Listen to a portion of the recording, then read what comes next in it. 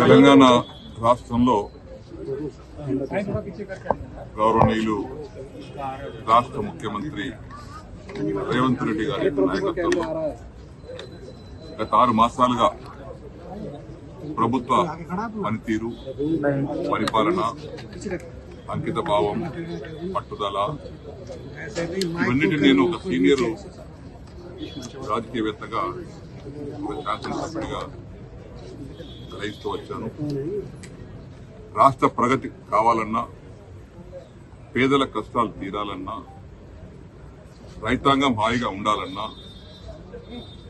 రేవంత్ రెడ్డి గారి నాయకత్వాన్ని బలపరచాలన్న సంకల్పంతో నేను నిన్నగాక మొన్న వారి ఆధ్వర్యంలో కాంగ్రెస్ పార్టీలో చేరాను.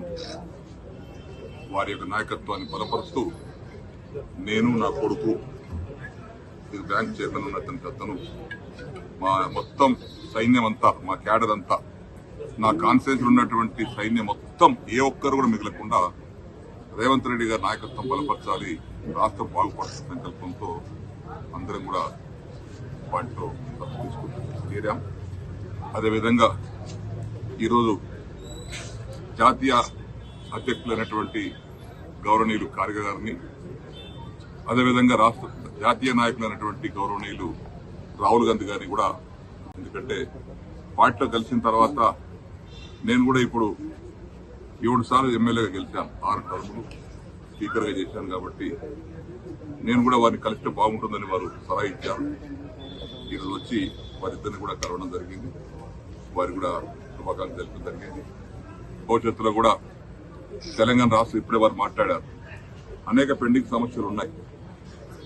దేశ రాజధానిలో ఉన్నటువంటి నాయకులతో ఇక్కడ ఉన్నటువంటి ఇవన్నీ పరిశూ చేసి ఎప్పటికప్పుడు సాధించాల్సిన అవసరం ఉంటుంది. కాబట్టి వారు ఇప్పుడు చెప్పినట్టుగా వారి నాయకత్వంలో రాష్ట్రం ఇదివరకు చెందిన దానికంటే ఎక్కువ ప్రగతి సాధిస్తుందని ఆశిస్తున్నాను. అన్ని రంగాలలో, ఇటు సాగునీటి రంగం కానీ, విద్యారంగం కానీ, వైద్య రంగం కానీ, సామాజిక వర్గాలు కానీ, సామాజిక రంగం కానీ, రైతుల సంక్షేమం కానీ మంచి ఫలితాలు వారి ఆధ్వర్యంలో, నాయకత్వంలో వస్తాయని చెప్పి నమ్మకం ఉంది. కాబట్టి వారి నాయకత్వం బలపడుతున్న అందరం కూడా వారు సమర్థవంతమైనటువంటి ముఖ్యమంత్రిగా పేరు తీసుకుంటా ఉన్నారు, మంచి పని చేస్తూ ఉన్నారు.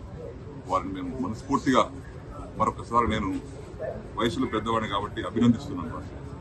కాబట్టి ఈ సందర్భంలో మరొకసారి కాంగ్రెస్ పార్టీ, నేను కొత్త కాదు, నేను రాజకీయ జీవితమే కాంగ్రెస్ పార్టీ స్టార్ట్ అయ్యింది.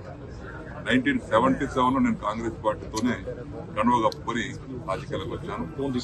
84 వరకు కాంగ్రెస్ లే ఉన్నాను.